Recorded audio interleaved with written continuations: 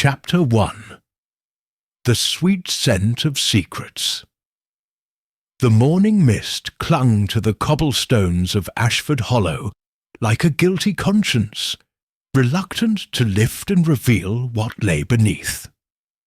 Miss Jane Marple adjusted her lavender cardigan and stepped carefully along the uneven path that led to the village centre, her keen blue eyes taking in the familiar sights with the same attention she might give to a particularly complex piece of needlework. It was the 3rd Saturday of October, and the annual harvest festival was in full swing. The village green buzzed with the gentle chaos of a community celebrating another year's bounty.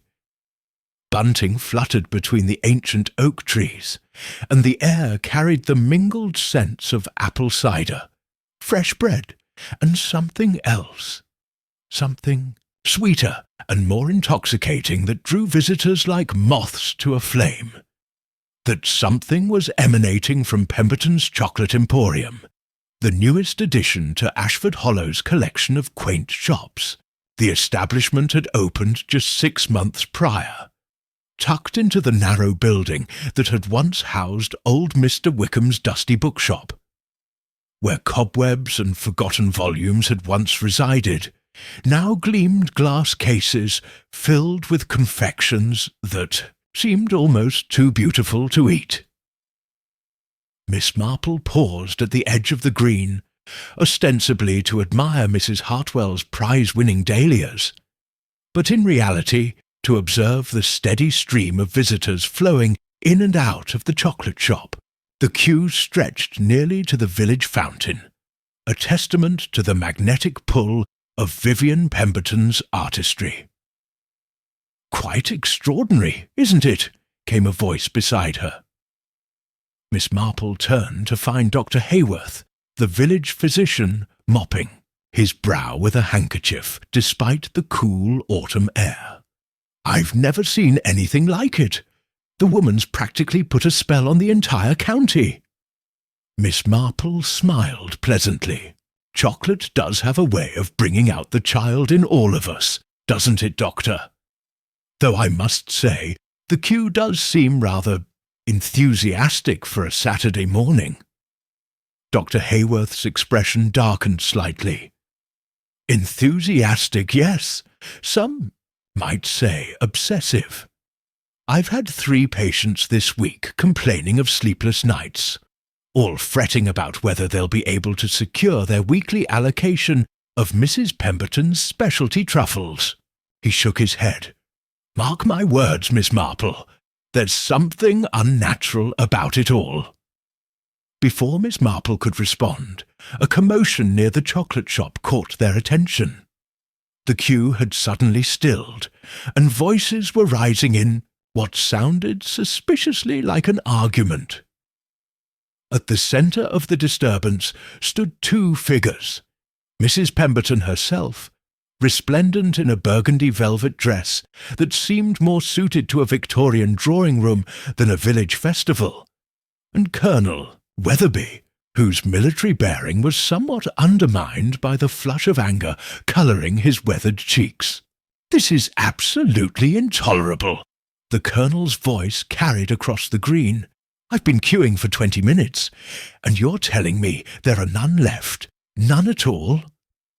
Mrs. Pemberton's response was delivered in a voice like warm honey, though Miss Marple detected a steely undertone that spoke of considerable backbone. "I'm terribly sorry, Colonel, but I did announce yesterday that today's batch of the Midnight Temptations would be limited to 12 boxes. First come, first served as always. But I had Mrs. Fleming save my place while I spoke to the vicar." Colonel Weatherby sputtered. "She assured me." "I'm afraid Mrs. Fleming was mistaken about the arrangement," Mrs. Pemberton interrupted smoothly. "Perhaps she misunderstood. I don't hold places, Colonel. It wouldn't be fair to the other customers."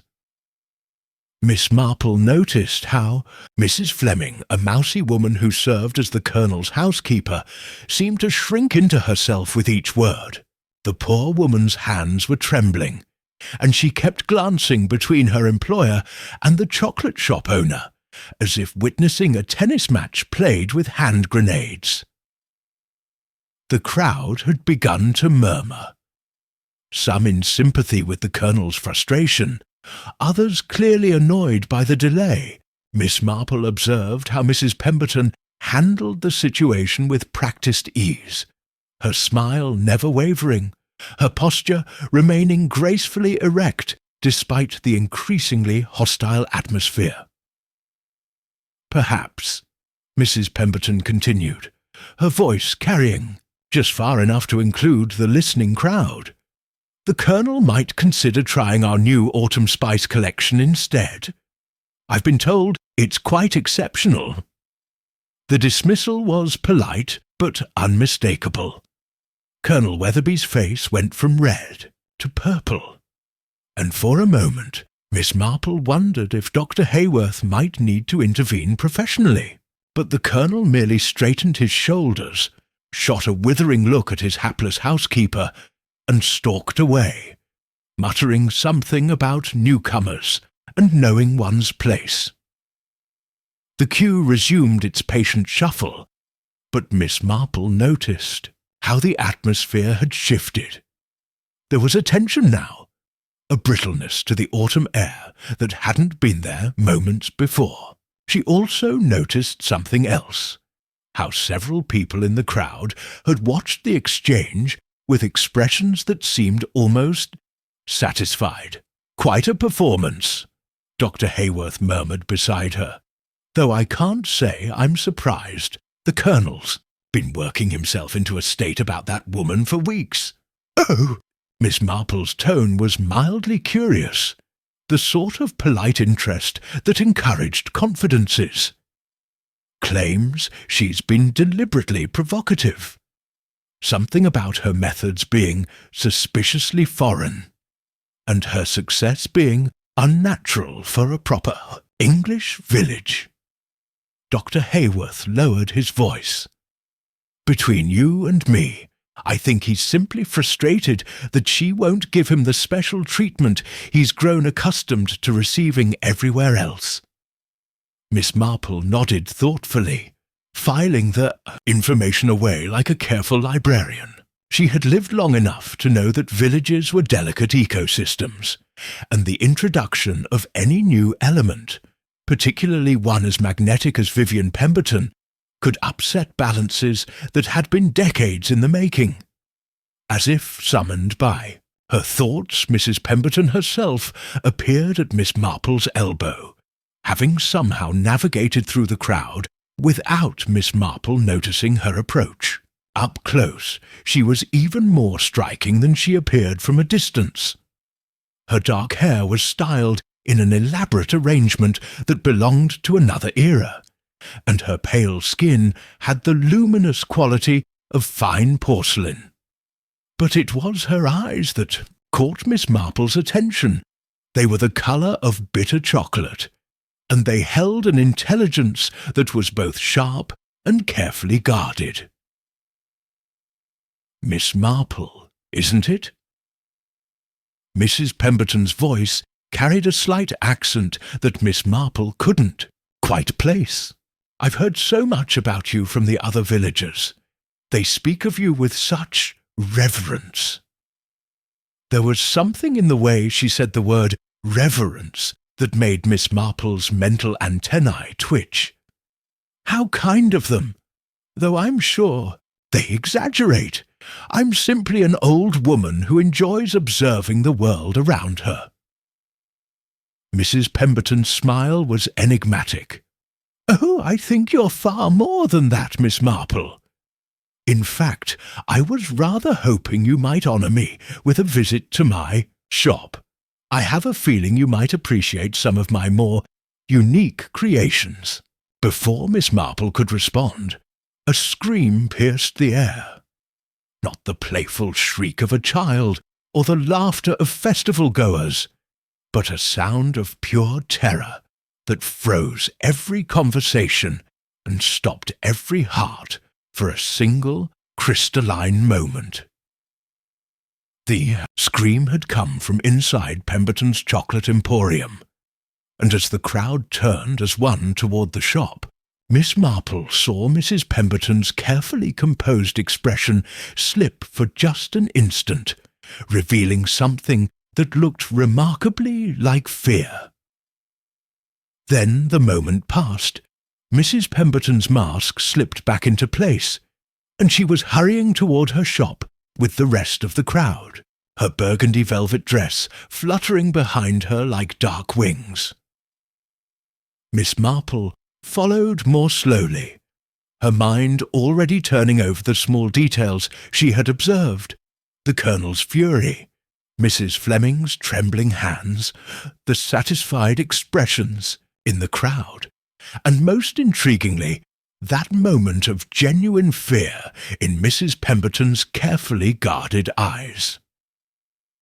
In her long experience, Miss Marple had learned that the most significant events often began with the smallest disruptions, and as she approached the chocolate shop, where voices were now raised in alarm and confusion, she had the distinct feeling that this particular Saturday morning was about to become far more interesting than anyone had bargained for. The sweet scent of chocolate still hung in the air, but now it seemed cloying, almost suffocating, as if the very atmosphere of Ashford Hollow had suddenly grown thick with secrets waiting to be exposed. Chapter 2. When Sweet Dreams Turn. Bitter, the chocolate shop's interior was a study in contrasts. The warm amber glow of carefully positioned lighting against the stark pallor of shocked faces.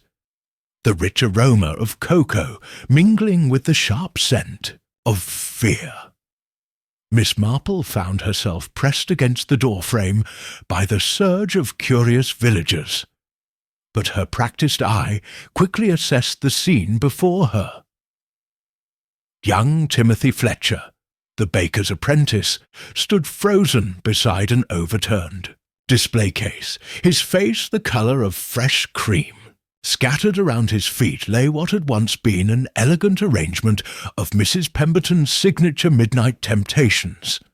Dark chocolates now crushed and smeared across the polished wooden floor like abstract art painted in brown and gold. But it wasn't the ruined confections that had drawn the horrified gasp from Mrs. Henderson, the postmistress, or caused Mr. Giles, the bank manager, to grip his walking stick with white knuckles. It was what lay partially concealed behind the counter, visible only to those who had pressed closest to the scene.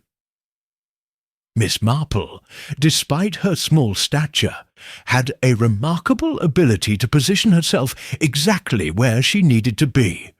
From her vantage point, she could see a man's legs extending from behind the mahogany counter, one polished Oxford shoe pointing toward the ceiling at an unnatural angle. The trouser legs she noted with the automatic precision of someone accustomed to cataloguing. Details were of expensive wool in a subtle pinstripe pattern. "Good heavens!" breathed Dr. Hayworth, who had pushed through the crowd with the authority that his profession granted him. "Stand back, everyone! Give me room!" Mrs. Pemberton had materialized beside the counter with the fluid grace of someone moving through her own domain. Her face was a masterpiece of controlled concern, worry for her establishment certainly, but Miss Marple detected something else lurking beneath the surface. Relief? No, that wasn't quite right. It was more like recognition. Is he? Mrs. Pemberton's voice carried just the right note of anxious uncertainty.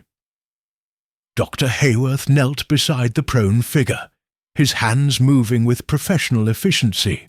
After what felt like an eternity, but was probably no more than 30 seconds, He looked up with grim finality. "I'm afraid so. We'll need to contact the police immediately." The murmur that rippled through the gathered crowd was like wind through autumn leaves, part shock, part excitement, and underneath it all, the barely suppressed thrill that comes when the extraordinary intrudes upon the mundane. "Who is it?" called out Mrs. Hartwell from near the door, her voice sharp with the particular hunger for information that tragic events seem to inspire in certain individuals. Dr. Hayworth glanced at Mrs. Pemberton, who nodded almost imperceptibly. "It's Mr. Aldrich Pemberton," he announced, "Mrs. Pemberton's husband." The silence that followed this revelation was profound. Miss Marple found herself studying the faces around her with the same attention she might give to a particularly complex crossword puzzle. There was surprise, certainly, but also something else. A kind of collective intake of breath that suggested this news was not entirely unexpected by everyone present. Mrs. Pemberton's reaction was interesting. She swayed slightly, one hand reaching out to steady herself against the counter, but her eyes remained remarkably dry. Miss Marple had witnessed grief in many forms during her long life, and this struck her as something quite different. "Your husband?" young Timothy Fletcher stammered. "But I thought, that is, no one ever mentioned—" "Aldrich preferred to remain in the background," Mrs. Pemberton said, her voice steady despite the tremor in her hands. "He had his own business interests, rarely came into the shop during operating hours." She paused, pressing a lace handkerchief to her lips. "I can't imagine what he was doing here so early. The shop doesn't open until 10 on festival days." Miss Marple filed this information away, alongside her other observations. The man's attire suggested he had been dressed for business, not for an early morning visit to his wife's shop, and there was something about the way Mrs. Pemberton had said rarely came into the shop that implied a deliberate arrangement rather than mere coincidence. Constable Williams arrived with the breathless haste of a man unaccustomed to crimes, more serious than the occasional poached pheasant or unlicensed dog. He took one look at the scene, and immediately began herding people toward the door with the determined inefficiency of someone trying to impose order on chaos without quite understanding what the chaos entailed. "Everyone out, please. This is now a crime scene.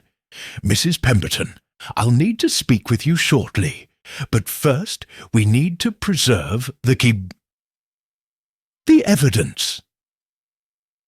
As the crowd reluctantly dispersed, Miss Marple lingered near the doorway, her attention caught by a small detail that seemed to have escaped everyone else's notice. There, on the edge of the counter near where Mr. Pemberton's body lay, was a small silver spoon, the kind used for sampling chocolates, and beside it the remnants of what appeared to be a partially eaten truffle.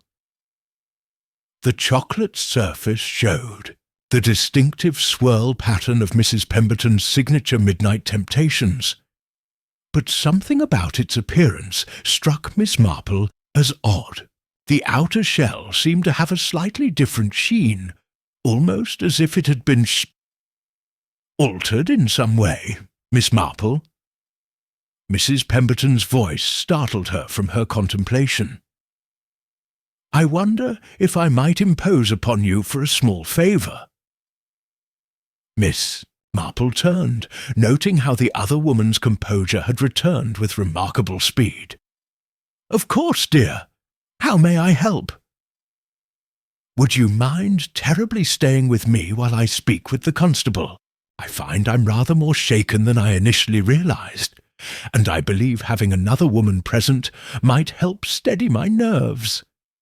It was a reasonable request, the sort of thing one neighbour might ask of another in times of crisis. But Miss Marple couldn't shake the feeling that Mrs. Pemberton's invitation had less to do with seeking comfort, and more to do with keeping a potentially troublesome observer close at hand. "Naturally," Miss Marple replied with her most reassuring smile. "I'd be happy to stay." As Constable Williams began his questioning, and the morning sun climbed higher over Ashford Hollow, Miss Marple settled herself in a corner chair and prepared to listen. In her experience, the most revealing conversations often happened when people believed they were being helpful rather than suspicious, and something told her that before this day was over, she would need every scrap of information she could gather about the mysterious Mr. Aldrich Pemberton and his equally mysterious wife. Chapter 3. The Weight of Whispers. By noon, the news had spread through Ashford Hollow, with the efficiency of spilled water finding every crack in pavement. The Harvest Festival continued around the village green, but the atmosphere had transformed entirely. Where morning had brought cheerful anticipation, afternoon brought the peculiar electricity that accompanies unexpected tragedy, a mixture of genuine concern and barely concealed fascination. Miss Marple found herself stationed at a small table outside the tea cosy, nursing a cup of Earl Grey, and listening to the theories that bloomed like hothouse flowers in the autumn air. Mrs. Henderson, the postmistress, had appointed herself as the unofficial coordinator of speculation, holding court near the fountain with an authority that would have impressed a seasoned barrister. "Mark my words," Mrs. Henderson declared, her voice carrying the conviction of someone who had clearly given the matter considerable thought. "It's those business associates of his. Aldrich Pemberton wasn't just any ordinary gentleman. Oh no, I've seen the correspondence that comes to their cottage. Foreign postmarks, expensive paper, the sort of letters that spell trouble with a capital T." Mr. Giles, the bank manager, adjusted his spectacles with the careful precision of a man accustomed to dealing in facts rather than speculation. "Now, Margaret, we shouldn't leap to conclusions. The man could have had perfectly legitimate international business dealings, import-export perhaps, or investments." "Import-export of what exactly?" Mrs. Henderson's tone suggested she had her own theories on that subject. "Have you ever noticed how Mrs. Pemberton always seems to have ingredients that no one else in? The county can source chocolate from places I can't even pronounce, spices that smell like, well, like nothing I've ever encountered in 40 years of cooking." Miss Marple's knitting needles clicked softly as she worked on a pale blue baby blanket for her great-niece. The rhythmic motion helped her think, and there was much to consider. She had observed Mrs. Pemberton during the constable's questioning, noting how the widow had answered each inquiry with precise economy, volunteering no information beyond what was specifically requested. "Perhaps," suggested Mrs. Hartwell, who had abandoned her prize dahlias to join the impromptu investigation committee, "it was a burglary gone wrong. Everyone knows the chocolate shop does exceptionally well. All that cash from the festival crowds—" "Nonsense," interrupted Colonel Weatherby, who had emerged from his self-imposed exile following the morning's humiliation. "The man was found behind the counter, not near the till. Besides, what burglar breaks in during festival hours when half the village is wandering about? No, this has the smell of something far more personal."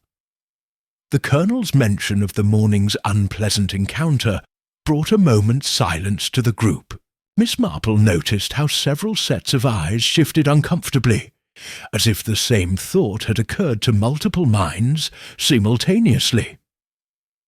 Dr. Hayworth chose that moment to approach their informal gathering, his medical bag in hand, and his expression thoughtfully grim. "I've just come from speaking with the police inspector who's driving down from the county seat. He should arrive within the hour." "What did you tell him about the circumstances?" Mrs. Henderson asked, her journalistic instincts overriding any sense of delicacy. "Only what I observed medically," Dr. Hayworth replied carefully. "Though I will say this, Mr. Pemberton's death appears to have been relatively recent. No more than an hour or two before young Timothy discovered him." Miss Marple's needles paused mid-stitch. "How interesting, Doctor! That would place the time of death somewhere around 7 or 8 o'clock this morning. Rather early for a social visit, wouldn't you say?" "Exactly what I thought." Dr. Hayworth nodded approvingly. "The festival doesn't begin until 9, and the chocolate shop wasn't scheduled to open until 10. What was he doing there so early? And more importantly, how did he gain entry?" Mrs. Fleming, who had been hovering at the edge of the group like a nervous moth, suddenly spoke up in her characteristically timid voice. "He had his own key, didn't he? Being married to Mrs. Pemberton and all." The simplicity of this observation seemed to deflate some of the more exotic theories, but Miss Marple found it raised as many questions as it answered. If Mr. Pemberton had legitimate access to the shop, why had Mrs. Pemberton seemed so surprised to find him there? And why had no one in the village, in 6 months of regular interaction with Mrs. Pemberton, ever encountered or even heard mention of her husband? "I still say there's something not quite right about that woman," Colonel Weatherby muttered, apparently unable to let go of his morning's grievance. "Comes from nowhere, sets up shop, makes more money in 6 months than some of us see in a year. And now this. It's all too convenient. What exactly are you suggesting, Colonel?" Mrs. Hartwell's voice carried a note of warning. Whatever the circumstances, speaking ill of a fresh widow crossed certain lines of propriety. "I'm not suggesting anything," the Colonel replied stiffly. "Merely observing that some people attract trouble the way honey attracts flies." As if summoned by the conversation, Mrs. Pemberton herself appeared at the edge of the green, moving with the careful dignity of someone very much aware of being watched. She had changed from her festival finery into a simple black dress that somehow managed to be both appropriate and striking. Her pale skin seemed almost luminous against the dark fabric, and her chocolate-coloured eyes held a composure that Miss Marple found remarkable under the circumstances. The group's conversation died away as she approached, replaced by the uncomfortable silence that accompanies sudden social awkwardness. Mrs. Pemberton acknowledged them with a slight nod, her gaze lingering momentarily on Miss Marple before moving on. "I wanted to thank everyone for their kindness this morning," she said, her accent seeming more pronounced than Miss Marple remembered. "The constable has finished with the shop for now, and I'll be closing it for the remainder of the festival, naturally. I hope you'll understand." "Of course, dear," Mrs. Hartwell murmured, and the other women nodded in agreement, though Miss Marple noticed how their sympathy was tinged with curiosity. Mrs. Pemberton turned to leave, then paused as if struck by an afterthought. "Miss Marple, I wonder if I might have a word. There's something I'd very much like to discuss with you privately." The request hung in the air like incense, heavy with implication. Miss Marple carefully folded her knitting and rose from her chair, aware that every eye in the group was following her movement. "Certainly, Mrs. Pemberton. I'd be happy to speak with you." As they walked away together, Miss Marple was acutely conscious of the whispered conversation that immediately sprang up behind them. In her experience, when a recently widowed woman sought private counsel from the village's unofficial expert in human nature, it usually meant that secrets were about to surface, secrets that might prove far more dangerous than anyone yet suspected. Chapter 4. The Bitter Truth. Behind Sweet Lies. Mrs. Pemberton led Miss Marple away from the festival crowds towards the small rose garden that bordered the church grounds. The autumn blooms had long since faded, leaving behind skeletal stems and the faint perfume of summers past.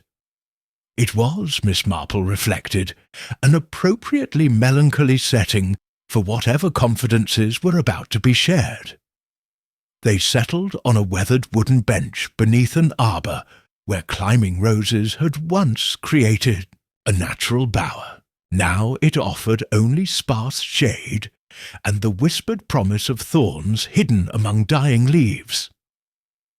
"You must think me quite callous," Mrs. Pemberton began, her hands folded precisely in her lap, "to be walking about so soon after what happened."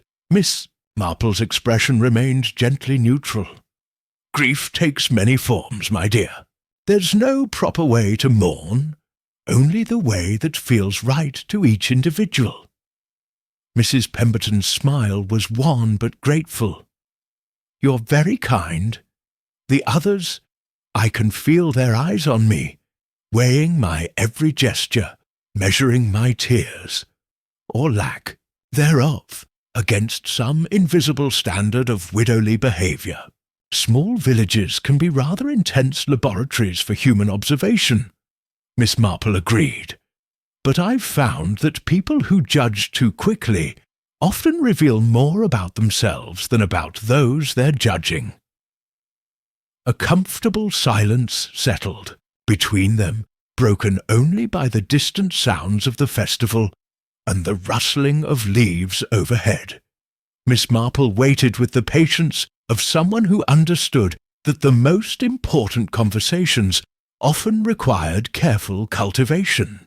"The truth is," Mrs. Pemberton said finally, "Aldrich and our marriage wasn't what most people would consider conventional. We lived separate lives, pursued separate interests. I hadn't seen him in nearly 3 weeks before this morning." Marple's knitting needles resumed their gentle clicking. "That must have made the discovery all the more shocking." "Indeed," Mrs. Pemberton's voice carried a note of something that might have been relief. "I keep expecting to feel more. Devastated, perhaps, or at least properly sorrowful. Instead, I find myself thinking about practical matters.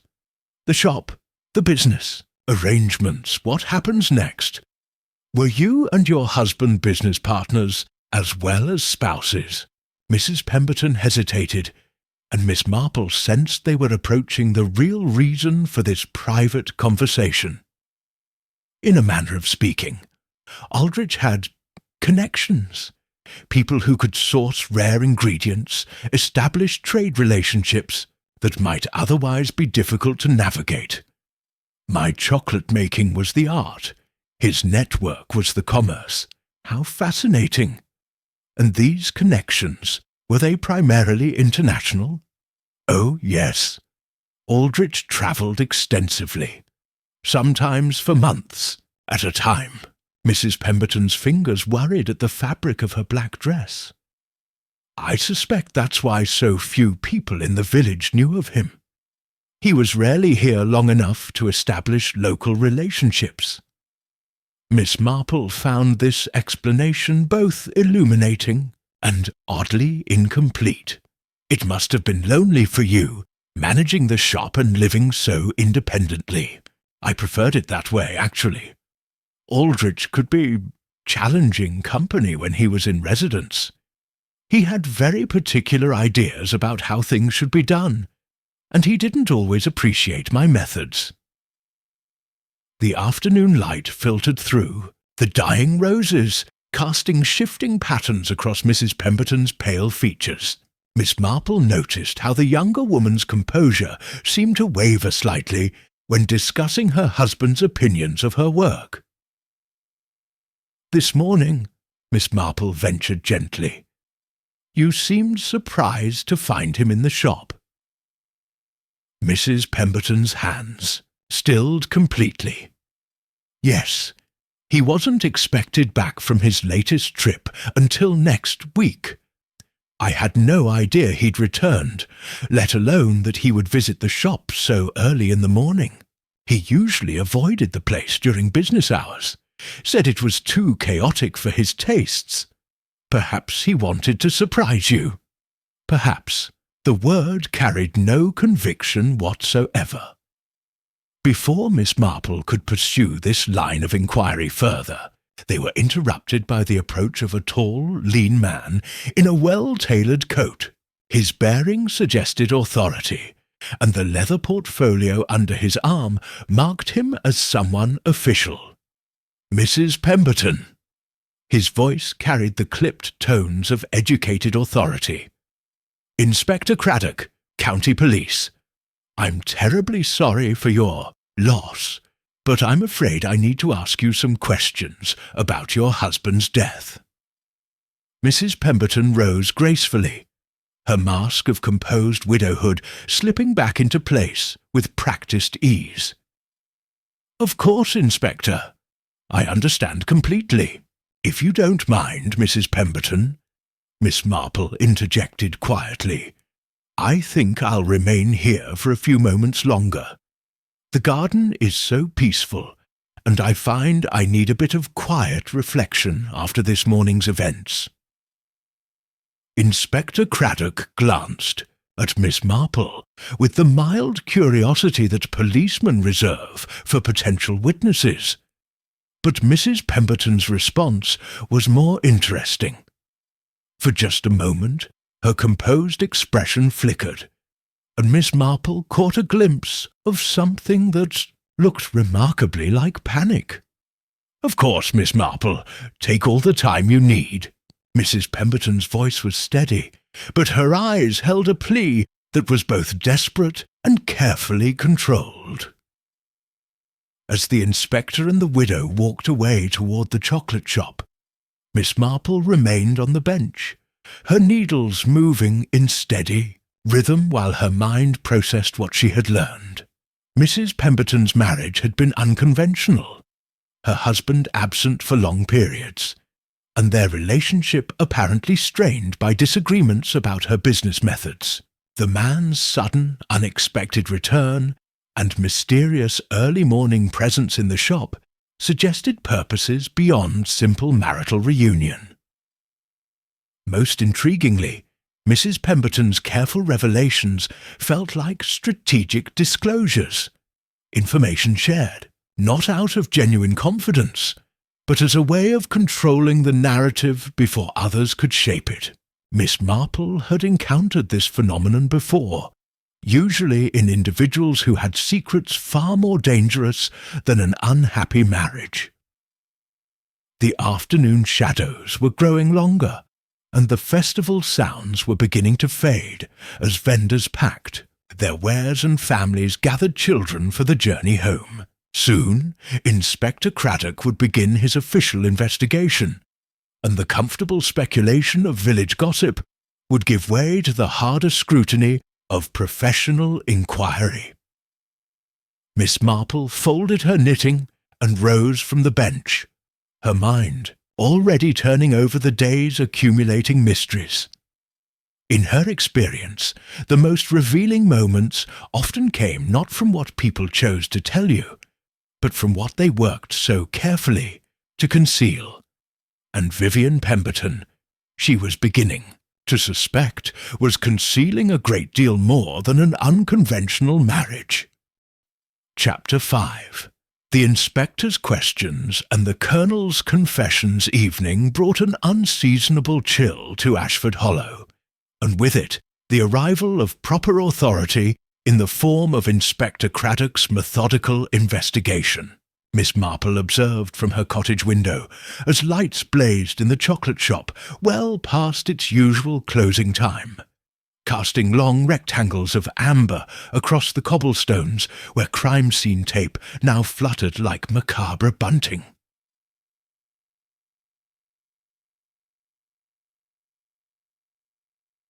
By 8 o'clock, word had spread that the inspector was interviewing witnesses at the village hall, and Miss Marple was unsurprised to receive a polite request to present herself at her earliest convenience. She arrived to find the hall transformed into an impromptu interview room, complete with a folding table, 2 mismatched chairs, and the sort of oppressive fluorescent lighting that made everyone look either guilty or deceased. Inspector Craddock proved to be a man of approximately 45, with prematurely silver hair and the kind of penetrating grey eyes that suggested he had seen enough of human nature to be neither shocked nor easily deceived. His manner was courteous but thorough, and Miss Marple found herself appreciating his professional competence. "Miss Marple, isn't it? I understand you were present when the body was discovered this morning." "Indeed, Inspector, though I'm afraid I arrived after young Timothy Fletcher had already made his unfortunate discovery. I simply followed the crowd, as one does." Inspector Craddock made a note in his leather-bound notebook. And what was your impression of the scene?" Miss Marple considered her words carefully. "It struck me as rather staged, if you'll forgive the expression. Mr. Pemberton was dressed for business, yet he was found in his wife's shop during hours when it should have been closed. There was evidence of chocolate consumption, a spoon and the remains of a truffle, which seemed oddly leisurely for someone conducting early morning business." The inspector's eyebrows rose slightly. "You're very observant, Miss Marple. Most witnesses focus on the dramatic elements and miss the details. When you've lived as long as I have, Inspector, you learn that the devil is indeed in the details. Speaking of which, has Dr. Hayworth provided his preliminary assessment?" "He has. Mr. Pemberton appears to have died from poisoning, though we'll need to wait for the post-mortem for confirmation. The symptoms suggest something quite potent, possibly plant-based, given the rapid onset and the particular circumstances of his death." Miss Marple's knitting needles clicked thoughtfully. "How very interesting. And the chocolate he was consuming has been sent for analysis, along with several other samples from the shop. Mrs. Pemberton has been most cooperative in providing access to her ingredients and preparation areas." Before Miss Marple could respond, a commotion outside the hall interrupted their conversation. Through the tall windows, they could see Colonel Weatherby approaching with the determined stride of a man who had reached some sort of internal decision. His face was flushed, either from the evening air or from the hip flask that Miss Marple suspected he kept in his breast pocket for emergencies. "Inspector!" The Colonel's voice boomed through the hall as he pushed through the doors without ceremony. "I need to speak with you immediately. It's about this morning's incident." Inspector Craddock gestured to the chair opposite Miss Marple. "Please, Colonel, I was planning to speak with you in any case. You were at the festival this morning, I understand." Yes, of course I was." The Colonel settled himself heavily, his military bearing somewhat compromised by obvious agitation. "But that's not what I need to tell you. It's about my interaction with Mrs. Pemberton earlier in the day." Miss Marple noticed how the Colonel's hands trembled slightly as he spoke, and how his usual bombastic confidence seemed to have deserted him entirely. "I behaved abominably," the Colonel continued, his voice dropping to an uncharacteristic murmur. "Lost my temper over something trivial, made a scene in front of half the village. The sort of display that, well, that might give a man a motive for more serious action." Inspector Craddock's pen stilled over his notebook. "Are you saying you had reason to wish Mr. Pemberton harm, Colonel?" "Good God, no! I'm saying I made an ass of myself in public. And now that the man's dead, it might look like something more sinister than mere bad manners." The Colonel's flush deepened. "I've been in the army, Inspector. I know how investigations work. The fellow who made threats in the morning becomes the prime suspect when someone turns up dead in the afternoon." "And did you make threats, Colonel?" The Colonel's military training warred visibly with his natural honesty. Not exactly. But I was angry enough that my words might have been interpreted as threatening. Mrs. Pemberton refused to sell me my usual order of chocolates, claimed they were sold out, and I'm afraid I suggested that newcomers should learn their place in the village hierarchy. Miss Marple found this confession fascinating, not for what it revealed about the Colonel's potential guilt, but for what it suggested about his character. A truly guilty man might have chosen to say nothing, and hoped the morning's scene would be forgotten.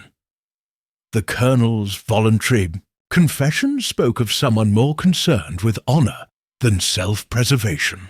"Where were you between 7 and 9 o'clock this morning, Colonel?" Inspector Craddock asked. "In my garden, deadheading the roses. Mrs. Fleming can confirm it. She brings me tea at 7:30 every morning, rain or shine. We discussed the festival preparations and my plans for the day." The Colonel paused, then added with painful honesty, "I also told her I intended to give Mrs. Pemberton a piece of my mind about her customer service." Inspector Craddock made several notes before looking up. "Thank you for your candour, Colonel. I may have additional questions later." After the Colonel departed, Inspector Craddock turned back to Miss Marple with an expression of mild bewilderment. "In my experience, guilty parties rarely volunteer information that makes them look suspicious."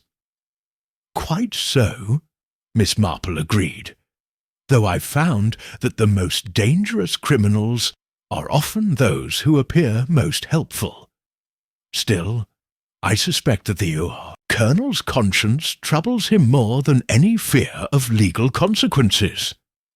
"And what about Mrs. Pemberton? What's your assessment of her behaviour today?" Miss Marple considered this carefully. "She's a woman with secrets, Inspector. Whether those secrets relate to her husband's death remains to be seen. But I would suggest looking closely at the nature of Mr. Pemberton's business connections and the true circumstances of their marriage."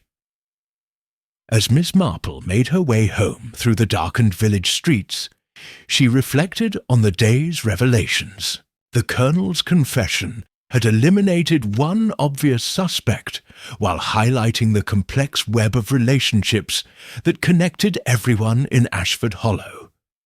But it had also raised new questions about timing, opportunity, and the curious matter of that partially consumed chocolate with its oddly altered appearance. Tomorrow, she suspected, would bring even more interesting developments. Chapter 6. Secrets in the Morning Light. Sunday morning in Ashford Hollow dawned with the peculiar quiet that follows significant events, as if the village itself were holding its breath. Miss Marple rose early, as was her custom, and found herself drawn to her kitchen window that overlooked the back gardens of several cottages, including the small residence behind Mrs. Pemberton's chocolate shop. What she observed there proved most illuminating. Mrs. Pemberton was in her garden at 6:30, still dressed in the black morning dress from the previous day, methodically burning what appeared to be papers in a small metal basin. The smoke rose straight up in the still air, carrying with it the acrid scent of destroyed correspondence. Even from her window, Miss Marple could see the deliberate care with which Mrs. Pemberton fed each document to the flames, ensuring complete destruction before adding the next. The significance of this early morning activity was not lost on Miss Marple. In her experience, people who burned papers the day after a suspicious death usually had compelling reasons for doing so. By 8:00, Miss Marple had dressed and made her way to St. Margaret's for morning service, where she found the congregation unusually subdued. Reverend Thornbury's sermon on the themes of justice and divine judgment struck many as particularly apt, though whether by design or coincidence, Miss Marple couldn't determine.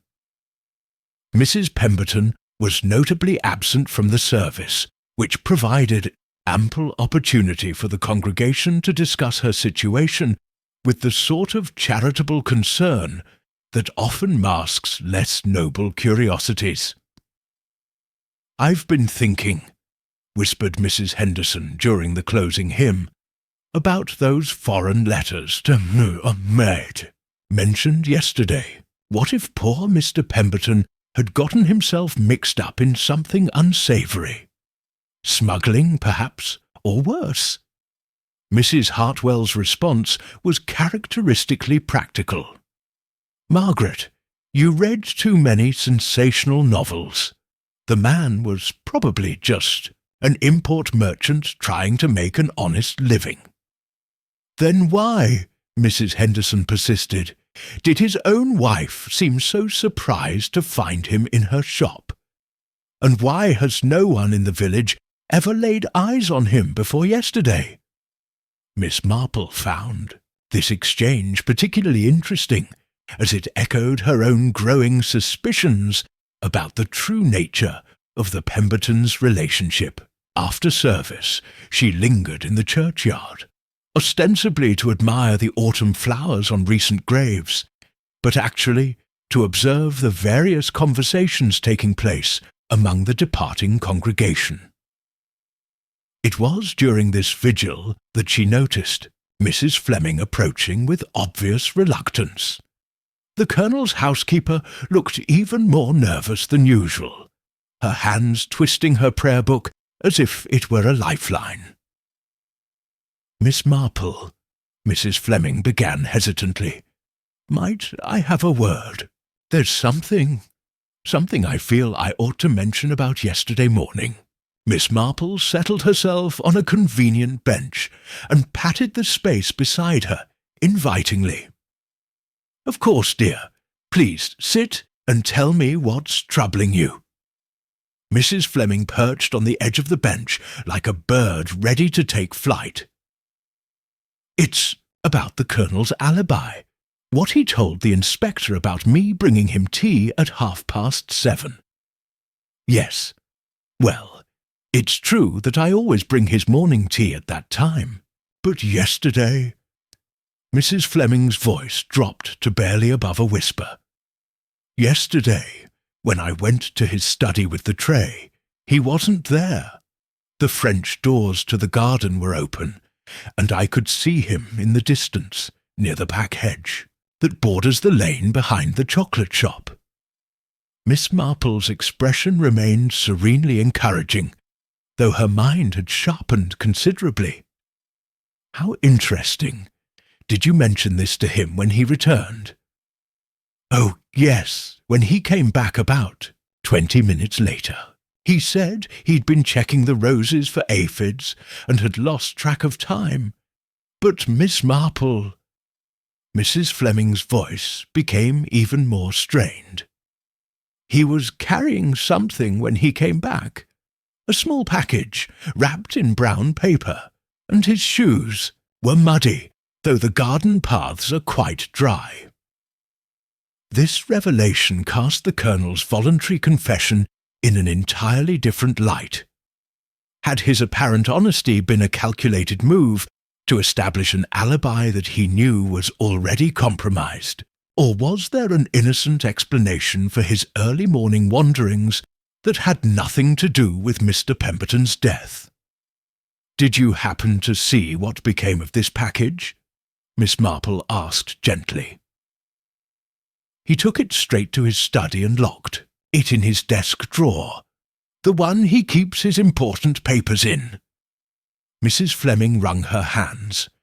"I don't know what to think, Miss Marple. The Colonel's been so good to me since my Harold passed, giving me work and a cottage. I don't want to believe, but after what happened yesterday—" Miss Marple patted the distressed woman's hand reassuringly. "You're quite right to be concerned, dear, but sometimes the most innocent actions can appear suspicious when viewed through the lens of tragedy. Perhaps the Colonel was simply conducting some private business that has nothing to do with recent events." Mrs. Fleming nodded gratefully, but Miss Marple could see that doubt had taken root in the woman's mind. As they parted ways, Miss Marple reflected on this new information. The Colonel's morning walk placed him in the vicinity of the chocolate shop at approximately the time of Mr. Pemberton's death, and his possession of a mysterious package suggested purposes beyond simple garden maintenance. Yet something about Mrs. Fleming's account troubled her beyond its obvious implications. The timing felt almost too convenient, the details too neatly damning. In Miss Marple's experience, genuinely guilty parties rarely left such clear evidence trails, while innocent people often found themselves trapped by the very circumstances that should have exonerated them. As she made her way home through the village streets, Miss Marple found herself thinking about patterns. The pattern of Mrs. Pemberton's early morning document burning, the pattern of the Colonel's movements that placed him near the scene of the crime, and most intriguingly, the pattern of revelations that seemed to emerge just when they would be most damaging to their subjects. In classic mystery fashion, the obvious solution was beginning to present itself with almost suspicious clarity, but Miss Marple had lived long enough to know that when a puzzle's pieces fell together too easily, it was usually because someone was deliberately arranging them. The question was who, and more importantly, why they wanted the Colonel to appear guilty of a crime that Miss Marple was increasingly certain he had not committed. As she reached her cottage gate, she noticed Inspector Craddock's car parked outside the Colonel's residence, and she suspected that Mrs. Fleming's troubled conscience was about to create considerably more trouble for everyone involved. The morning's revelations had transformed what appeared to be a straightforward case of domestic poisoning into something far more complex, and Miss Marple found herself looking forward to discovering what other secrets Ashford Hollow was preparing to reveal. Chapter 7. The Net Tightens By. Monday afternoon, the atmosphere in Ashford Hollow had shifted from curious speculation to something approaching genuine alarm. Inspector Craddock's investigation had proceeded with methodical efficiency, and the results were becoming increasingly uncomfortable for certain residents. Miss Marple observed the proceedings from her usual post at the tea cosy, where the afternoon light streaming through the windows provided an excellent view of the comings and goings at both the police station and the chocolate shop. Her knitting, a complex pattern that required considerable attention, served as the perfect camouflage for her watchful observations. The morning had brought news that the post-mortem results confirmed Dr. Haworth's preliminary assessment. Mr. Pemberton had indeed died from poisoning, specifically from a rare alkaloid derived from a South American plant called Theobroma obscura, ironically a distant cousin of the cacao tree. The poison had been skillfully incorporated into one of Mrs. Pemberton's signature midnight temptation truffles, creating what the forensics expert had grimly termed a perfect delivery system. More damning still was the discovery that this particular plant was not only extremely rare, but also highly regulated. The inspector's inquiries had revealed that only 3 sources in Britain were authorized to import and handle such materials, and one of them was a botanical research facility that had recently reported a small quantity missing from their secured storage. Mrs. Henderson, who had appointed herself as the unofficial coordinator of village intelligence, settled into the chair opposite Miss Marple with the satisfied air of someone bearing significant news. "They've searched the Colonel's study," she announced without preamble.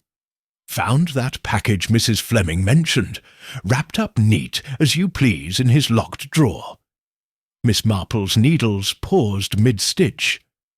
"How very interesting. And what did it contain? Seeds, would you believe? Exotic plant seeds from some South American supplier. The very same company that supplies that research facility I mentioned." Mrs. Henderson leaned forward conspiratorially. "The inspector thinks the Colonel might have been planning his own little poisoning garden." This development struck Miss Marple as particularly curious. How remarkably convenient that such evidence should be found so readily accessible. One might almost think it was meant to be discovered. Mrs. Henderson blinked. "Whatever do you mean?" "Oh, nothing specific, dear. I simply find it interesting how evidence sometimes presents itself exactly when and where investigators expect to find it." Miss Marple resumed her knitting with apparently casual concentration. "Tell me, has anyone thought to ask how the Colonel might have gained access to Mrs. Pemberton's kitchen to prepare the poisoned chocolate?" This question seemed to deflate Mrs. Henderson's enthusiasm slightly. "Well, I suppose, that is, the inspector must have considered—" "Oh dear, I hadn't thought of that." Before their conversation could continue, they were interrupted by the arrival of Dr. Haworth, whose usually composed demeanour showed signs of considerable strain. He approached their table with the hesitant manner of a man bearing unwelcome news. "Miss Marple, Mrs. Henderson." He greeted them with distracted courtesy. "I wonder if I might join you for a moment. I've just come from speaking with Inspector Craddock, and I find myself rather troubled by certain aspects of this investigation." Miss Marple gestured to an empty chair. "Please, Doctor. You look as though you could use some tea and friendly conversation." Dr. Haworth settled himself with a weary sigh. "It's about the timing of Mr. Pemberton's death. The forensic analysis suggests he consumed the poisoned chocolate sometime between 7 and 7:30 yesterday morning. But here's what troubles me. That particular toxin works very quickly, within 15 to 20 minutes at most. Yet, when I examined the body, the state of decomposition and rigor mortis suggested he had been dead for at least 2 hours before Timothy discovered him." Mrs. Henderson looked confused. "I'm afraid I don't follow, Doctor." Miss Marple, however, understood immediately. "You're suggesting that Mr. Pemberton died much earlier than we initially believed, perhaps as early as 6:30 in the morning." Exactly. Which means whoever poisoned him would have needed access to the chocolate shop well before dawn, and would have had to persuade Mr. Pemberton to consume the fatal truffle at that ungodly hour. Dr. Hayworth shook his head. It strikes me as an extraordinarily complex way to commit murder, requiring precise timing and considerable advance planning. This revelation cast the morning's events in an entirely different light.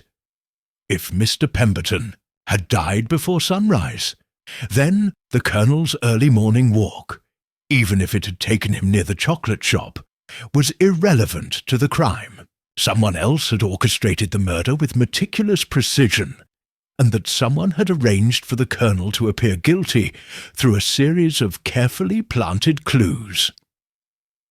Miss Marple found herself thinking about Mrs. Pemberton's early morning document burning with renewed interest. What sort of papers required such urgent destruction? And what secrets had they contained about the true nature of her relationship with her late husband? "Doctor," Miss Marple said carefully, "in your professional opinion, would someone need specialized knowledge to properly dose and administer this particular poison?" "Absolutely. Too little, and the victim might survive with severe illness. Too much, and the death would be obviously unnatural, making investigation inevitable. Whoever did this understood both the toxin's properties and the victim's probable consumption patterns." Dr. Hayworth paused meaningfully. "It suggests someone with considerable expertise in both chemistry and human behavior." As the afternoon shadows lengthened across the village green, Miss Marple reflected on the day's revelations. The evidence against the Colonel was damning, but oddly convenient. The timing of the murder suggested premeditation and expertise, and someone had gone to considerable trouble to create a compelling false narrative. Most intriguingly, the real killer had demonstrated not only chemical knowledge, but also an intimate understanding of village dynamics, knowing exactly how to manipulate evidence and testimony to direct suspicion away from themselves and onto a convenient scapegoat. The question that remained was simple but crucial.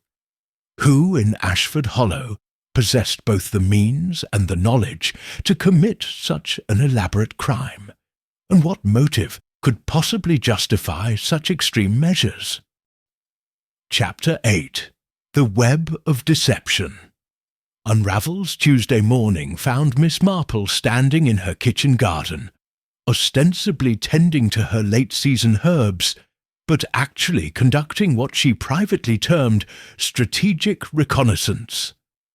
From this position, she had an unobstructed view of the lane that ran behind the chocolate shop, and more importantly, of the small cottage where Mrs. Pemberton lived in apparent widowed solitude. The previous evening had brought disturbing news. Inspector Craddock, despite Dr. Hayworth's forensic concerns, had arrested Colonel Weatherby on suspicion of murder. The evidence against him, the suspicious morning walk, the package of exotic seeds, and his public confrontation with Mrs. Pemberton, had proven sufficient for official charges, even if it failed to satisfy Miss Marple's more exacting standards of logical coherence. As she worked among her rosemary and thyme, Miss Marple reflected on the curious behaviour she had observed during her morning vigil. Mrs. Pemberton had emerged from her cottage before dawn, carrying what appeared to be a small travelling case. Instead of heading toward the village centre, she had taken the back lane that led to the railway station, a route that would avoid the main streets where early risers might observe her movements. More intriguingly, she had returned within 2 hours, no longer carrying the case, and had spent the remainder of the morning in her shop, apparently preparing for its reopening following the official completion of the crime scene investigation. Miss Marple found this pattern of behaviour fascinating, particularly when considered alongside the timing constraints that Dr. Hayworth's analysis had revealed. If Mr. Pemberton had indeed died before sunrise, then someone had needed to prepare the poisoned chocolate, arrange the meeting, and dispose of any evidence, all while the village slept. Her contemplation was interrupted by the unexpected appearance of Timothy Fletcher, the young baker's apprentice who had discovered the body. The boy approached hesitantly, his face bearing the drawn expression of someone who had witnessed more than his share of unpleasant events. "Miss Marple?" His voice carried the uncertain tone of youth seeking guidance from experience. "Might I speak with you about something that's been troubling me since Saturday morning?" Miss Marple set down her gardening shears and gave him her full attention. "Of course, Timothy. What's weighing on your mind?" "It's about when I found Mr. Pemberton. Everyone keeps asking me about what I saw, but no one's asked about what I heard." Timothy's hands twisted nervously in his baker's apron. "You see, when I arrived at the shop that morning, it was just after 8 o'clock. I heard voices coming from inside." This revelation stopped Miss Marple's breath entirely. "Voices? More than one person?" "Yes, ma'am. A man and a woman talking in low tones.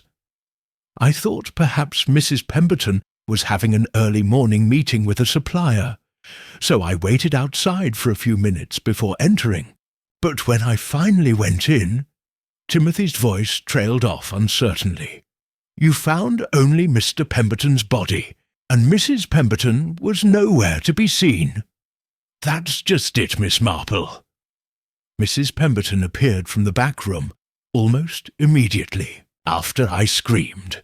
She said she'd been doing inventory, but— Timothy hesitated, clearly struggling with the implications of his observations. "But you don't believe she had been there all along?" The voices stopped when I entered the shop, completely stopped. And when Mrs. Pemberton came out, she wasn't carrying any inventory sheets or ledgers. Her hands were empty, and she seemed almost relieved when she saw me. Timothy's young face creased with confusion. "Do you think I should tell Inspector Craddock? I mean, now that they've arrested the Colonel?" Miss Marple considered this carefully. Timothy's account suggested that Mrs. Pemberton had not been alone in the shop when Mr. Pemberton's body was discovered, yet she had given every impression of being surprised by the tragedy. More significantly, if there had been another person present who had departed before Timothy's arrival, it indicated a level of coordination and planning that spoke to conspiracy rather than simple domestic poisoning. "Timothy," Miss Marple said, gently, "I think you should indeed speak with the inspector. What you heard may be very important to his investigation." After the young man departed, Miss Marple found herself reviewing the morning's revelations in light of everything she had observed. Mrs. Pemberton's early departure with a travelling case, her apparent lack of surprise at finding her husband dead, and now Timothy's account of hearing two voices in the shop. All of these details painted a picture of careful orchestration rather than spontaneous crime. But who had been Mrs. Pemberton's companion in those final moments before the body's discovery? And what had been in the travelling case that required such secretive disposal? As if summoned by her thoughts, Mrs. Pemberton herself appeared in the lane, returning from what appeared to be a shopping expedition in the village centre. She moved with the measured grace of someone very much aware of being observed, and when she noticed Miss Marple in her garden, she approached with the sort of determined cheerfulness that often masks deeper anxieties. "Good morning, Miss Marple. What a lovely day for gardening. I do hope you're not letting all this unpleasant business with the Colonel disturb your routine too much." There was something in Mrs. Pemberton's tone, a subtle emphasis on the Colonel, that suggested satisfaction with the investigation's current direction. Miss Marple found this reaction particularly telling, given that an innocent woman might be expected to express some concern about whether justice was truly being served. "I must confess," Miss Marple replied with her most innocent smile, "I find myself rather troubled by the whole affair. It seems such an elaborate way to commit murder, doesn't it? All that specialized knowledge about rare poisons and precise timing. One might almost think it required collaboration." Mrs. Pemberton's composure flickered for just an instant, and Miss Marple caught a glimpse of something cold and calculating behind the widow's carefully maintained facade. Collaboration! Mrs. Pemberton's laugh was perhaps a note too high. "Oh, Miss Marple, I think you're giving the Colonel too much credit. Sometimes the simplest explanation is the correct one." As Mrs. Pemberton continued toward her cottage, Miss Marple reflected that the woman was quite right about simple explanations, but perhaps not in the way she intended. Chapter 9. The Doctor's Dilemma. Wednesday afternoon brought an unexpected development that transformed Miss Marple's growing suspicions into something approaching certainty. She was in her sitting room, working on her needlework and pondering the implications of Timothy Fletcher's testimony, when Dr. Haworth arrived at her cottage in a state of considerable agitation. "Miss Marple," he began without preamble, settling heavily into her favourite armchair, "I find myself in a most uncomfortable position. There are aspects of this case that don't align with my professional observations, and I'm uncertain how to proceed." Miss Marple set aside her embroidery and regarded him with the patient attention that encouraged confidences. Professional observations can be quite troubling when they contradict official conclusions, can't they, Doctor? "Precisely." Dr. Haworth ran a hand through his greying hair. "It's about the post-mortem findings.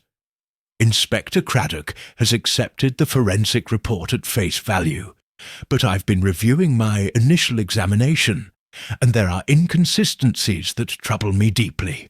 "What sort of inconsistencies?" "The position of the body, for one thing. When I examined Mr. Pemberton, he was lying behind the counter in what appeared to be a natural collapse. But the pattern of blood pooling and the state of rigor mortis suggest he was moved after death, positioned deliberately to create a specific impression."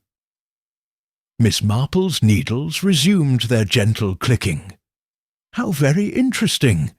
And what impression might that have been? That he had simply collapsed while conducting business in his wife's shop? But, Miss Marple, the evidence suggests he died elsewhere, and was brought to the chocolate shop some time later." Dr. Haworth's voice dropped to a troubled whisper. "I believe someone wanted us to find him there, in that specific location, at that specific time." This revelation confirmed Miss Marple's growing conviction that they were dealing with a carefully orchestrated deception. "Have you shared these concerns with Inspector Craddock?" "That's my dilemma. The inspector is under considerable pressure to close this case quickly. The arrest of Colonel Weatherby has satisfied his superiors, and any evidence that contradicts the current theory is unwelcome. Dr. Hayworth's professional integrity warred visibly with his practical understanding of police politics. But I cannot ignore what the medical evidence tells me. Before Miss Marple could respond, they were interrupted by a soft knock at the cottage door. Mrs. Fleming stood on the threshold, her face pale and her hands trembling with obvious distress. "Oh, Miss Marple, Dr. Hayworth, thank goodness you're both here. I'm at my wits' end about what to do." Mrs. Fleming's voice quavered with suppressed emotion. "It's about the Colonel. I've been visiting him at the police station, and he's deteriorating rapidly. The stress, the accusations, the shame. I fear for his health." Dr. Hayworth immediately stood. "Has he requested medical attention? I could examine him if necessary." "That's not the worst of it," Mrs. Fleming continued, her composure finally cracking. "Yesterday evening Mrs. Pemberton came to see me. She was very kind, very sympathetic about my situation with the Colonel being arrested. But then she made me an offer." Miss Marple's attention sharpened considerably. "What sort of offer, dear?" Said she understood how difficult this must be for me, losing my position and my cottage with the Colonel's disgrace. She offered me employment at the chocolate shop and a small apartment above it. "Very generous terms," she said, "and immediate availability." Mrs. Fleming wrung her hands. "But Miss Marple, something about her manner made me deeply uncomfortable. It felt less like kindness and more like she was trying to secure my silence about something." This revelation struck Miss Marple as extraordinarily significant. In her experience, genuine kindness rarely came with undertones of manipulation, and Mrs. Pemberton's sudden interest in Mrs. Fleming's welfare seemed suspiciously convenient. "Did she mention anything specific about your testimony regarding the Colonel's movements that morning?" Miss Marple asked carefully. "Not directly, but she did say how unfortunate it was that my honesty had contributed to his arrest. She suggested that perhaps I had misremembered some details, given the stress of the situation." Mrs. Fleming's voice grew stronger as she continued. "But Miss Marple, I know what I saw that morning. The Colonel was in the garden near the back hedge, and he was carrying that package when he returned. I may not understand what it all means, but I won't lie about what I witnessed." Dr. Hayworth exchanged a meaningful look with Miss Marple. "Mrs. Fleming, in light of my medical concerns about this case, your testimony may be more important than anyone realized.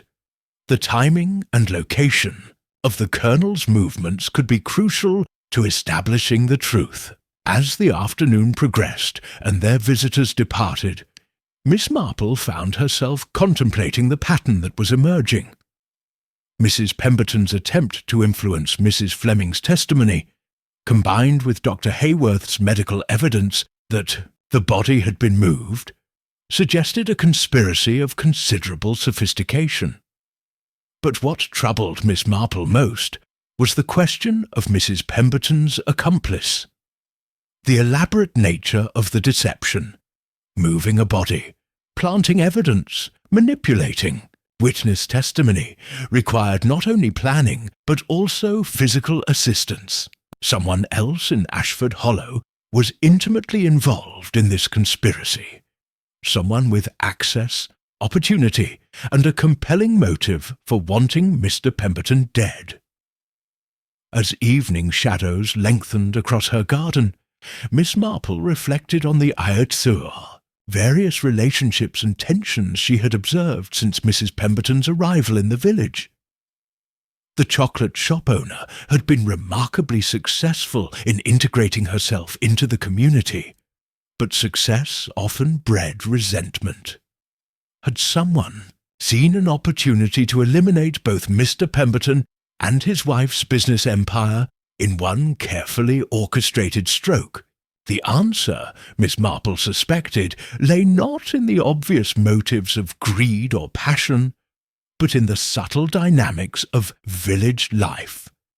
The small jealousies, professional rivalries, and secret alliances that flourished beneath the surface of rural respectability. Tomorrow, she decided, it would be time to test her growing theory about the true nature of this conspiracy and the identity of Mrs. Pemberton's mysterious collaborator.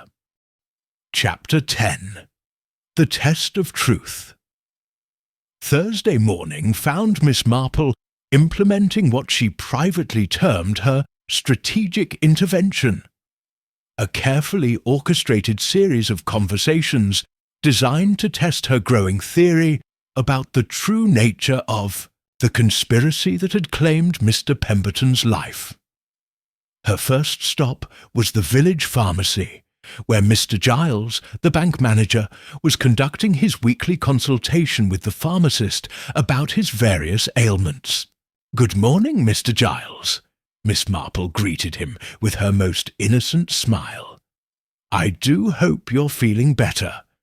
Dr. Hayworth mentioned you'd been having trouble sleeping since this dreadful business with poor Mr. Pemberton." Mr. Giles adjusted his spectacles nervously. "Did he? I don't recall discussing my sleep patterns with the good doctor. Perhaps he was thinking of someone else." Miss Marple's knitting needles clicked thoughtfully. "Oh, perhaps I misunderstood. It's just that he mentioned how concerned he was about several villagers who seemed unusually affected by the tragedy. People with sensitive dispositions often struggle when confronted with violence so close to home." The bank manager's reaction was instructive. His face flushed, and he seemed to struggle with some internal debate before excusing himself hastily and departing the pharmacy with unseemly haste.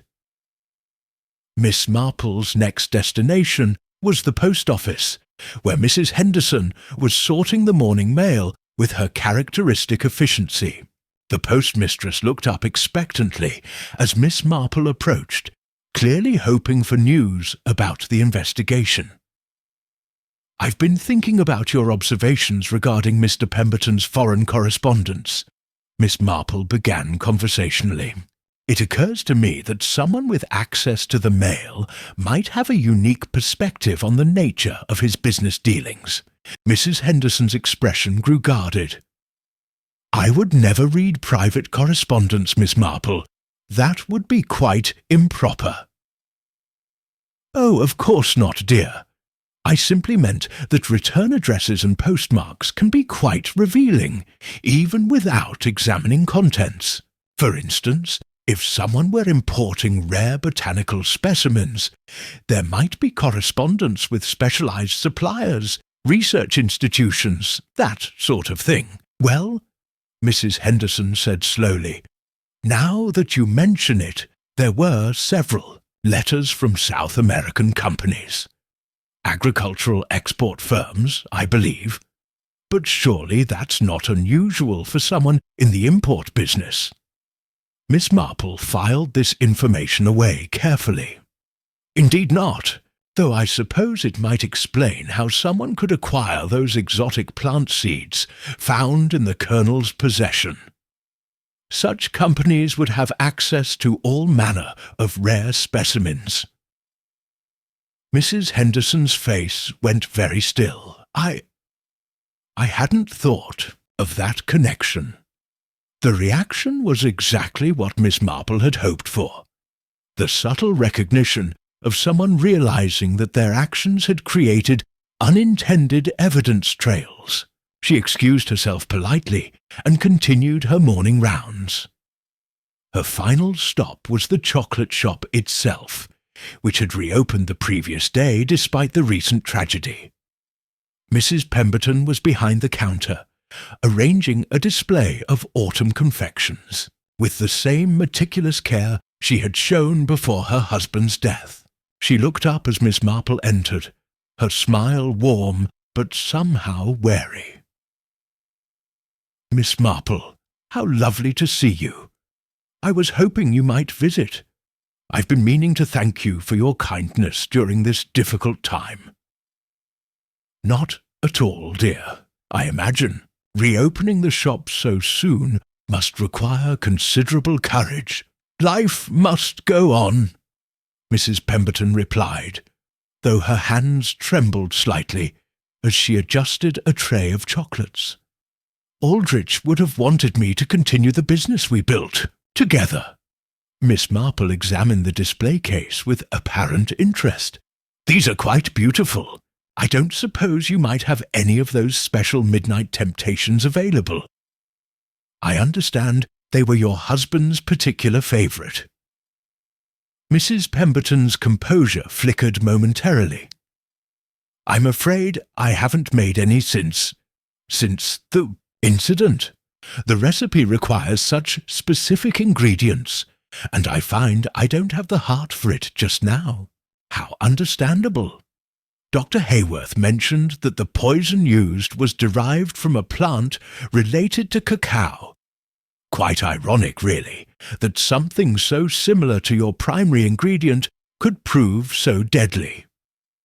The effect of this casual observation was immediate and dramatic.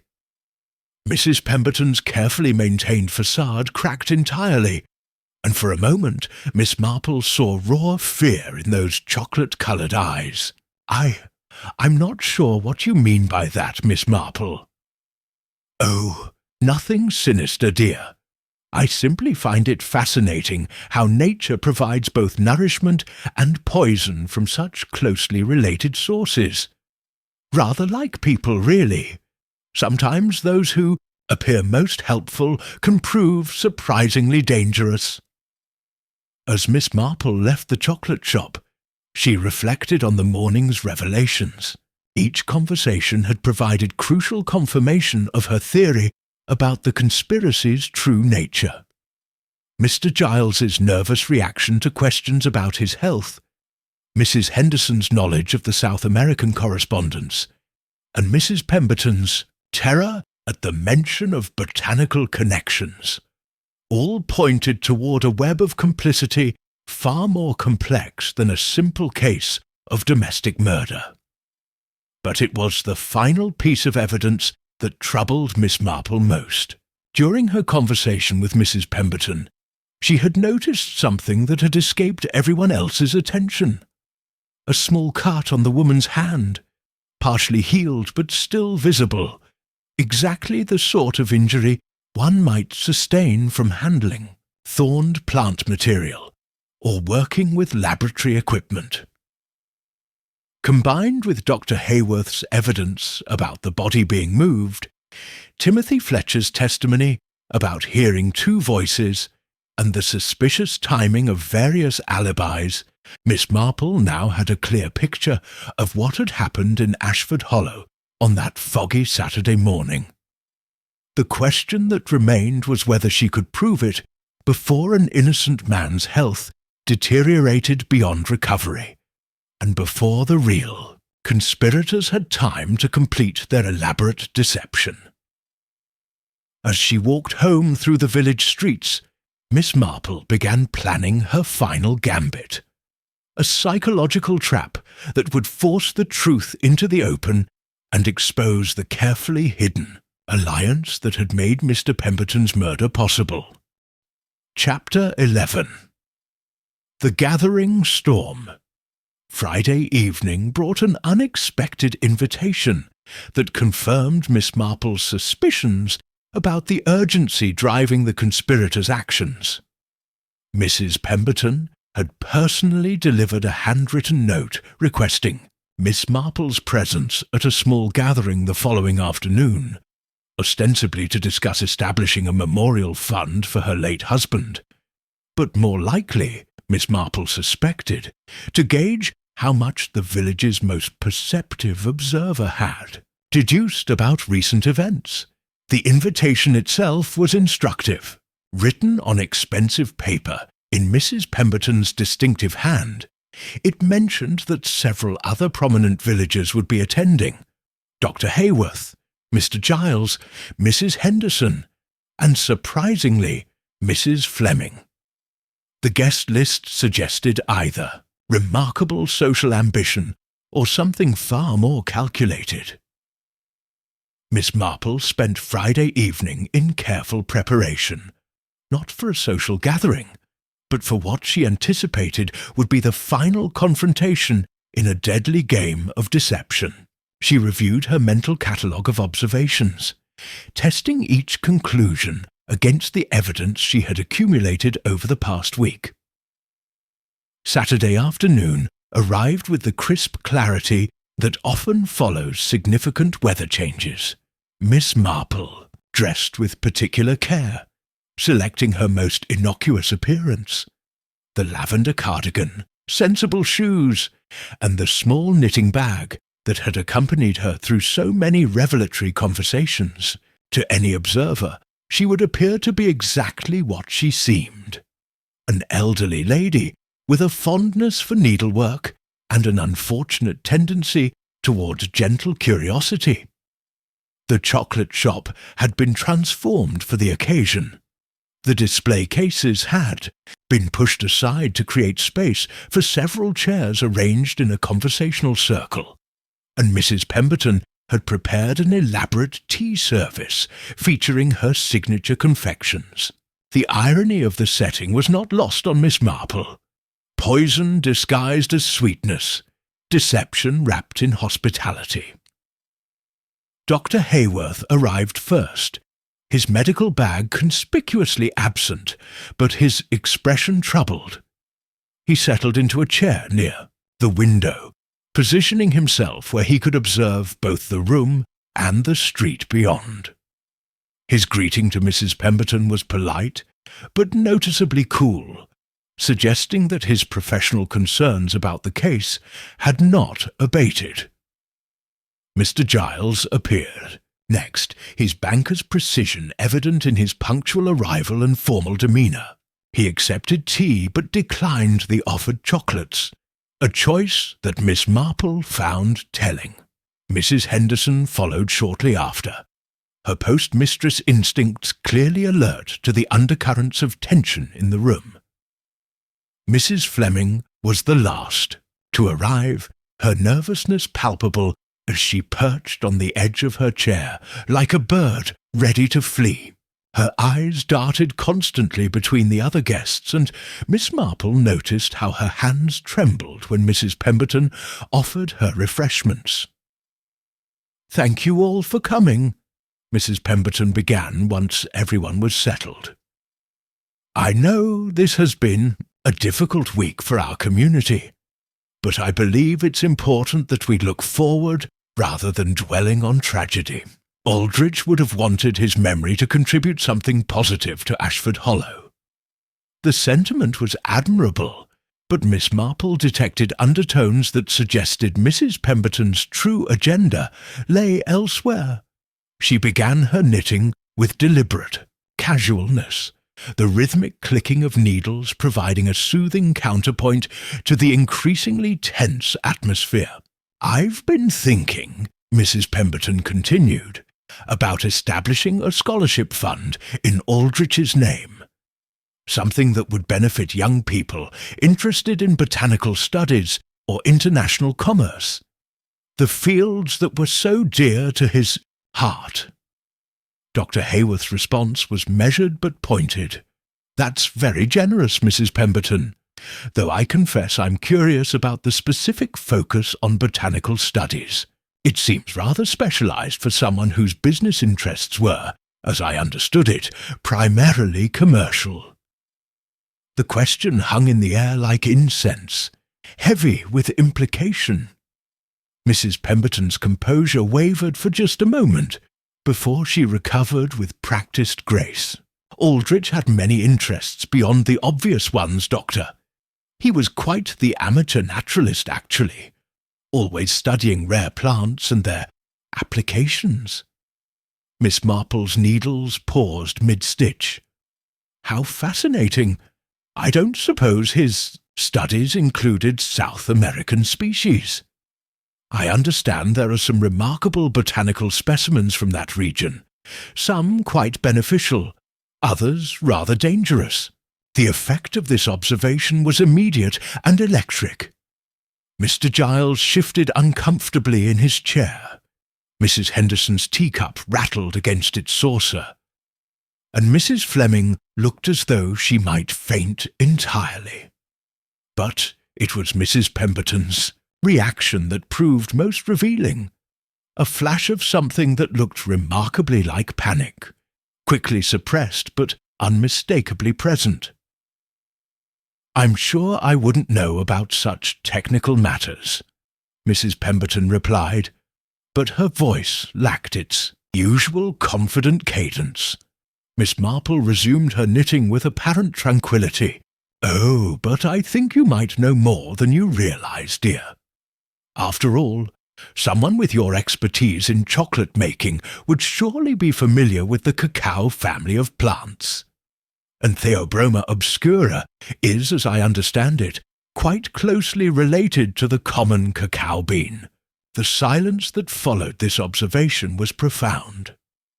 Dr. Hayworth's eyes sharpened with professional interest, while the other guests seemed frozen in various stages of barely controlled anxiety. "Miss Marple," Mrs. Pemberton said carefully, "I'm not sure what you're suggesting." "Oh, I'm not suggesting anything at all," Miss Marple replied with her most innocent smile. "I'm simply making conversation about botanical relationships, though I must say it's remarkable how often the most dangerous things come disguised as harmless familiarities." As the afternoon shadows lengthened and the tension in the room became almost palpable, Miss Marple prepared to spring the trap she had been carefully constructing all week. The time had come to reveal not just the identity of Mr. Pemberton's killer, but the complex web of complicity that had made his murder possible, and the surprising truth about who had really orchestrated the elaborate deception that had nearly sent an innocent man to the gallows. Chapter 12. The Moment of Truth. The tension in the chocolate shop had reached an almost unbearable pitch when Inspector Craddock's unexpected arrival shattered the carefully maintained facade of a memorial gathering. He entered without ceremony, his expression grim and his manner suggesting that significant developments had occurred since the previous day. "Ladies and gentlemen," he announced, his voice carrying the weight of official authority, "I'm afraid I must interrupt your gathering. New evidence has come to light regarding Mr. Pemberton's death." Mrs. Pemberton rose gracefully, though Miss Marple noticed the slight tremor in her hands as she set down her teacup. "Of course, Inspector. How may we assist you?" "I've just received the final forensic report from the laboratory, Inspector," Craddock continued, his eyes moving methodically around the circle of assembled villagers. "The analysis of the chocolate samples from your shop has revealed some interesting discrepancies." Miss Marple's knitting needles stilled entirely as she watched the reactions around the room. Dr. Hayworth leaned forward with professional interest, while Mr. Giles seemed to shrink into his chair. Mrs. Henderson's journalistic instincts were clearly at war with what appeared to be genuine anxiety, and Mrs. Fleming looked as though she might simply dissolve from nervous tension. "What sort of discrepancies, Inspector?" Dr. Hayworth asked, his medical training overriding social protocol. "The poisoned truffle that killed Mr. Pemberton was not made with the same chocolate as the other samples from the shop. The cocoa base came from a different source entirely, one that would have been much easier to tamper with during preparation." Inspector Craddock's gaze settled meaningfully on Mrs. Pemberton. It suggests the fatal chocolate was prepared elsewhere and brought to the shop specifically for the victim's consumption. This revelation sent a visible shockwave through the gathering. Mrs. Pemberton's carefully maintained composure finally cracked, but instead of the guilt Miss Marple had expected to see, her expression showed something closer to relief, mixed with desperate calculation. "I don't understand what you're implying, Inspector," Mrs. Pemberton said, though her voice lacked conviction. "I'm not implying anything, Mrs. Pemberton. I'm stating facts." Inspector Craddock pulled out his notebook with deliberate ceremony. "The laboratory analysis also revealed traces of a sedative in your husband's system. Not enough to be fatal, but sufficient to render him unconscious, or at least highly disoriented, before the poison took effect. Miss Marple found this detail particularly illuminating. The use of a sedative suggested that Mr. Pemberton had not been a willing participant in consuming the fatal chocolate, which raised questions about how he had been induced to eat it and where the actual poisoning had taken place. Furthermore," Inspector Craddock continued, "we've discovered that the exotic plant seeds found in Colonel Weatherby's possession were actually ordered and paid for by someone else entirely. The postal records show a money order purchased at our local post office, but the signature on the transaction doesn't match the Colonel's handwriting." Mrs. Henderson's face went pale as ash. "Inspector, I process dozens of money orders every week. I couldn't possibly remember every—" "Mrs. Henderson," the inspector interrupted gently but firmly, "the transaction was recorded just 3 days before Mr. Pemberton's death. I think you might remember it more clearly than you're suggesting." The postmistress's composure crumbled entirely. I was asked to help with a surprise. A botanical gift for someone's garden. I never imagined it would be used for anything sinister." Miss Marple felt the final pieces of the puzzle clicking into place with satisfying precision. The conspiracy was more complex than she had initially suspected, involving not just Mrs. Pemberton, but a network of villagers who had each contributed to the elaborate deception in ways they might not have fully understood. "Mrs. Henderson," Miss Marple said gently, "who asked you to purchase those seeds? And more importantly, who suggested that they should be sent to Colonel Weatherby's address?" The question hung in the air like a sword waiting to fall. Mrs. Henderson looked around the room with the desperate expression of someone seeking escape from an impossible situation, her eyes finally settling on a figure who had remained notably silent throughout the inspector's revelations. It was, Mrs. Henderson's voice cracked with emotion. It was Dr. Hayworth. He said it was for a research project, something about comparing soil conditions between different gardens in the village. He said the Colonel had volunteered his property for the study. All eyes turned to Dr. Hayworth, who sat with the stillness of a man who had been expecting this moment for some time. His medical bag, Miss Marple now realized, had been conspicuously absent from today's gathering, but she suspected it would contain items far more incriminating than stethoscopes and bandages if searched. "Doctor," Inspector Craddock said quietly, "I think we need to have a more detailed conversation about your relationship with Mr. Pemberton and your knowledge of exotic plant toxins." Dr. Hayworth's response was measured, almost clinical.